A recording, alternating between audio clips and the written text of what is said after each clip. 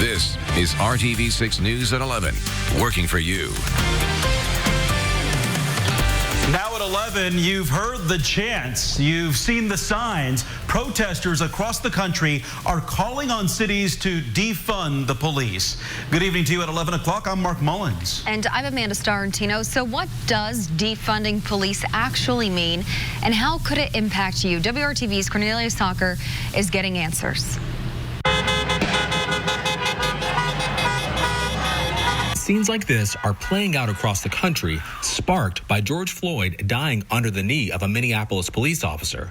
It has a growing number of people demanding city officials to defund their local police department. We've been pouring more and more resources into our police forces for 30, 40, 50 years, and we're not any safer than we were before. Those in favor of defunding the police don't want to see them eliminated, but rather scale back on how much money they're given, allowing cities to spend more on what communities across the U.S. need, like addressing mental health issues and homelessness, which could help reduce crime. This is about imagining what a public safety effort looks like that's community-led. On Sunday, the Minneapolis City Council voted to defund their police department and rebuild a new model of public safety. And we're going to create a fear-free future where every life is truly protected and respected.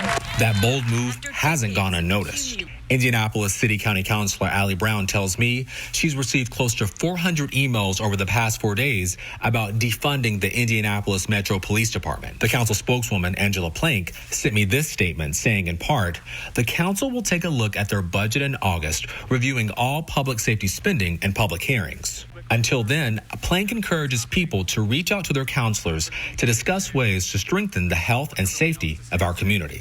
Cities grappling with long-standing issues are trying to figure out how to make things better moving forward. Now, it is pretty calm and chill out here on the Circle, but earlier tonight, there was a peaceful protest and a car drove through that crowd. Jennifer over here, she saw everything that happened. So, Jennifer, tell us exactly what you saw. Well, we were down here earlier, and everything was very peaceful, very relaxed. A lot of love going around through the crowd, very diverse, until a woman from the Parks Department pulled in her truck. Protesters asked her to back up, but instead she decided to pull out a phone and start calling people. When they finally got her out of the way, 2 other cars were coming down the Circle, a blue Chevy and then also a gray Equinox. While the blue Chevy slowed down and attempted to listen, the gray Equinox sped up and ran through the crowd, sending protesters spilling over the hood. My husband pulled off to the side to stop and try to get the license plate, but we were too late to catch it. And what would you say to someone who thinks it's okay to run into a crowd of protesters? Well, it was really sickening to me. I think that if you're really willing to risk your own freedom rather than listen to what these people who have been silenced for so long have to say, you might be part of the problem. At this point in time, white silence is racism, and if you're not willing to stand up, you probably need to look in the mirror. Thanks so much, Jennifer, for talking with me. Now, we did reach out to IMPD, and here is the official account of what they say happened. They say around 8:15 during a protest, a van was driving on the Circle, and they believe protesters may have thrown something or beat on the car, breaking a window or two. And at that point, they say that's whenever a driver drove through the crowd, as we have seen, and there's a video circulating. And a handful of protesters fell off of the front of the car, but they don't appear to be hurt. And the driver is cooperating, according to police, and 2 people are being questioned. Whenever we know more about this incident, we'll be sure to share it with you on all of our social media pages and, of course, right here on TV. I'll send it back to you guys in the studio. Very unnerving to have seen that video on social media as well, Cornelius. Our Cornelius Hawker reporting live for us from downtown at Monument Circle. Thank you. An IMPD committee is expected to vote on a new use of force policy this week. And while the proposal includes many reforms, some groups say more needs to be done. The African American Coalition of Indianapolis is calling for more civilian oversight and transparency. The organization wants a civilian majority on the use of force review board to better ensure accountability. Mayor Joe Hogsett addressed those concerns. We have a disagreement in terms of what the makeup of that board looks like. But the critical aspect is that nearly half of the board will be made up by citizens. And I think that's an important step forward for our community. And under the proposal, the Use of Force Review Board will have authority to review reports of physical altercations, deployment of a taser, or use of a firearm. For an in-depth look at the new policy, go to theindychannel.com and click on this story. While the pandemic and protests have dominated the headlines in recent months and weeks, Indianapolis is dealing with another crisis. At least 8 people were shot in the city last night and into the morning. In a span of less than 4 hours, 2 men died in all this. Police say there have been 90 homicides in Indianapolis this year. This time last year, there were 64. Elizabeth Byrd's 15-year-old brother, Peter Lambermont, was shot and killed in January.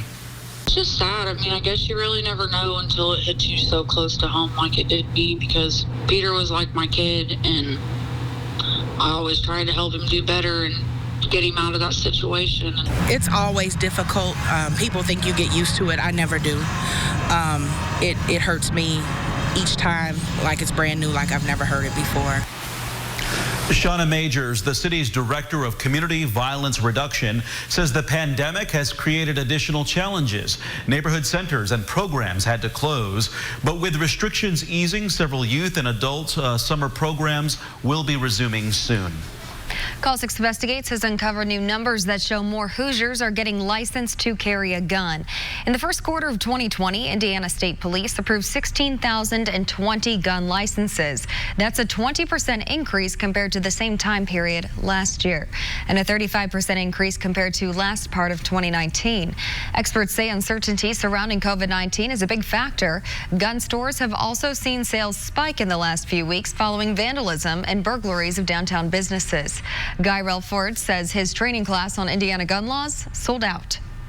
And we sold it out in about 36 hours. And so it went really fast. It was a bit of a surprise, but I think it fits directly in with the topic, Kara, and that is that people really not only want to have the ability to defend themselves, but want to understand what the rules are. They want to stay on the right side of the law. The group Moms Demand Action for Gun Sense in America is urging training for anyone with a gun. In a statement, they tell us, quote, "The reality is whenever guns are present, the risk of gun violence, including unintentional shootings, is too. Plus, the increase in gun sales not only makes the gun lobby richer, but it also raises concerns about children who are in the homes where these guns are all too often unsecured, as well as in the homes of domestic abuse." New at 11, the Indianapolis City County Council gave final approval to a plan to build a new family center in Broad Ripple Park. When we last talked to the Parks Department about this project in March, it was set to include a gym, track, fitness area, community space, and primary health care facilities. Some residents have tried to fight the new center, arguing that there are other vacant locations to use for a new clinic. In March, Indy Parks told us a partnership with Community Health would help fund the multi-million-dollar project. Officials say nothing will happen to this Johnson County landmark until a final report from an arborist is in, and the road to the leaning tree in Franklin will stay closed indefinitely. The tree has been there for at least 100 years, but barricades recently went up after the county received a complaint and had to inspect the tree, which they say is rotting at the base. Now to the forecast. It's dry at this hour, but rain is moving towards Indiana. Storm Team 6 Chief Meteorologist Kevin Gregory is timing it out for us tonight. Kevin. And Amanda, that spin is still well southwest of central Indiana for now. More on the timing in a second. Did you see this? What a sunset this evening. This is Hendricks County, but all of central Indiana with just a stunning sunset. Thanks to Natalie Roy for sharing that picture. Kind of a double sunset with the reflection off the water. Rain and thunderstorms develop tomorrow. Our chances increase after 10 a.m. and fairly steady climb in probabilities in the afternoon. Just west of Memphis is where the spin for the remnants of Cristobal sit now. Tomorrow, the threat will be for damaging wind from some of the stronger storms, and can't rule out isolated tornadoes because of that spin with the tropical system. Obviously, rainfall could be quite heavy in some of these downpours. We'll time it out more specifically for you coming up. And now to the latest on the pandemic from the State Department of Health. 2,135 people in Indiana have died from COVID-19. According to today's update, 14 newly reported deaths happened between May 18th and yesterday. More than 309,000 people have been tested for the virus in the state, and just over 12% have tested positive. And today, the nation's deadliest coronavirus hotspot, New York City, started opening its doors for the first time in 3 months. The state's governor is calling on New Yorkers to proceed with caution in hopes of preventing a second spike in cases. ABC's Romina Puga has the latest on the state of the pandemic from across the U.S. This week, signs that the threat from coronavirus is not over. Although 20 states report a decreasing number of new cases, 20 others in Puerto Rico are on the rise. Arizona reported a record number of 1,500 new cases just 2 weeks after reopening. South Carolina hospitalizations hit a new high Monday at 542, while North Carolina reported at least 739 patients in the hospital, its highest ever daily total since the start of the pandemic. This as the number of deaths surpasses 110,000 in the country. Kaiser Health News and The Guardian reported nearly 600 of the victims were U.S. healthcare workers. And more cities seek normalcy. After 3 months of shutdown, New York City, weathering the deadliest outbreak in the nation, now gradually reopens. Governor Cuomo warning residents to stay vigilant. Look at the reopening date and look at what happened after they reopened. That is the cautionary tale, my friends. You have to stay smart after the reopening, because if you don't, you can see a spike. And new evidence that the virus may have hit Wuhan nearly 3 months before Chinese health officials told the world. These satellite photos show various Wuhan hospital parking lots from October 2018 compared to 2019. The number of cars in the parking lot almost double. More cars into a hospital, the hospital's busier, likely because maybe something's happening in the community, an infection is growing and people have to see a doctor. Researchers say they can't prove the increase is due to COVID-19, but they also found internet searches in Wuhan for the terms diarrhea and cough spiked in October, 2 symptoms of the coronavirus. And the New York Times reports meatpacking plants and prisons continue to drive hotspots, with 39 of the 40 largest known virus clusters in the U.S. coming from these facilities. In Colorado, Romina Puga, ABC News. Zoom is so bad. I can see everyone's nostrils. Okay. Coming up, how comedy classes are providing senior citizens with community and comfort as the pandemic continues. Great doors await you at mybobs.com. This is RTV6 News at 11, working for you. As we adapt to a new normal, the Rebound Indiana is working to make sure you know where to turn for support. We are connecting you to financial, food, and health resources. That includes mental health services. Bowen Center is the largest community mental health center in Indiana. As the pandemic continues, the center continues to serve clients while social distancing. Bowen says it has seen huge success with its telehealth platforms. Group therapy sessions have been more interactive. Barriers like transportation and stigma are no longer an issue, and team members have helped people navigate through their toughest trials. We've been able to intervene and prevent at least a couple of suicides that I was aware of, specifically because we were able to walk somebody through a crisis on the phone. Thank goodness. 95% of patients at Bowen Center have some sort of insurance coverage, but the center offers charity care to help eliminate money as a barrier. If you are interested in learning more about Bowen Center, go to theindychannel.com/rebound. Some senior citizens are turning to the best medicine to get through the pandemic. Scripps reporter Usher Karashi shows how men and women who are the most vulnerable to COVID-19 are managing the pressure with comic relief.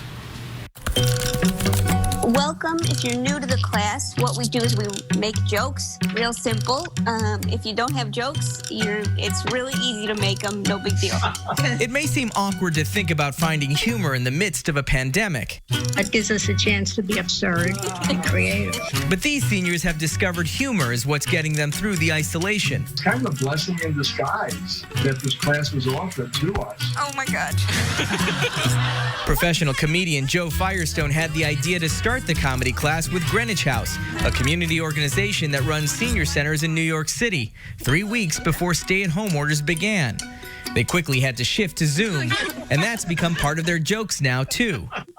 Zoom is so bad. I can see everyone's nostrils. Okay, you're great, Jimmy. Zoom is so bad getting on the right site. As you see, I had trouble this morning. I'm now in a new political party.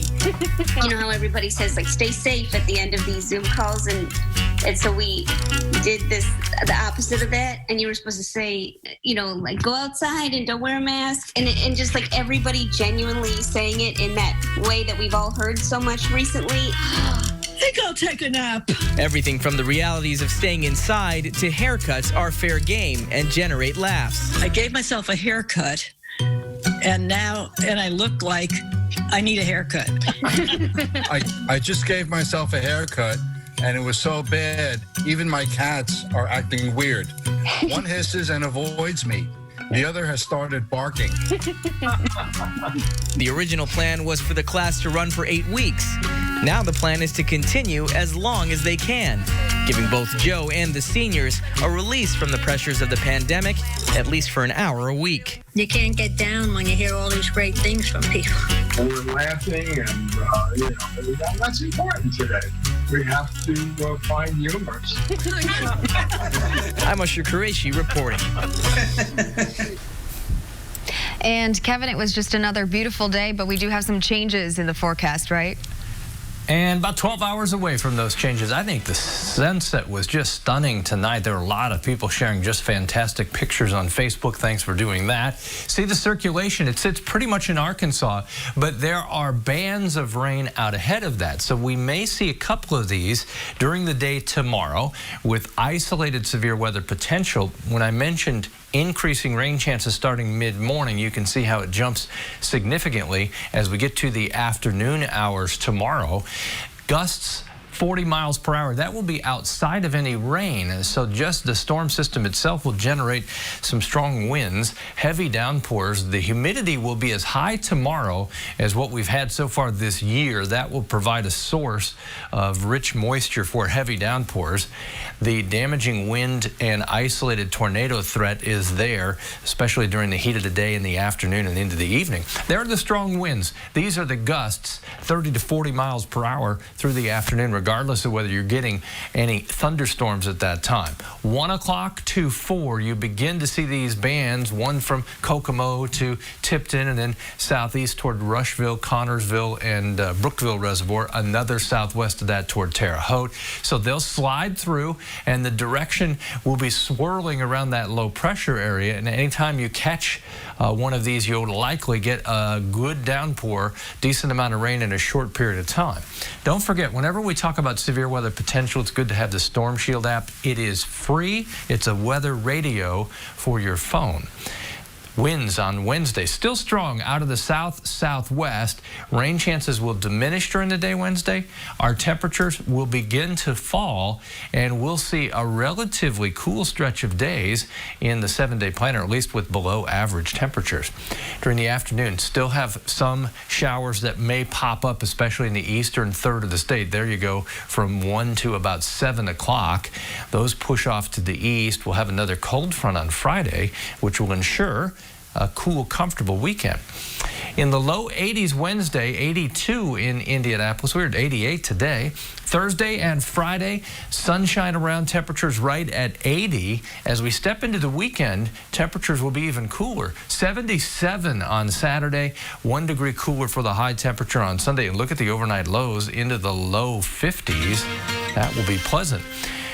Well, we just came off a nice dry stretch. We've got our rain tomorrow, some on Wednesday, and then we start a new dry stretch Thursday through Monday. Temperatures generally a little below average in the 70s. It will be comfortable with lots of sunshine and lows in the 50s. We've just got to get there, get through tomorrow and part of Wednesday, and then we'll see improvement. We'll be right back with more news after this.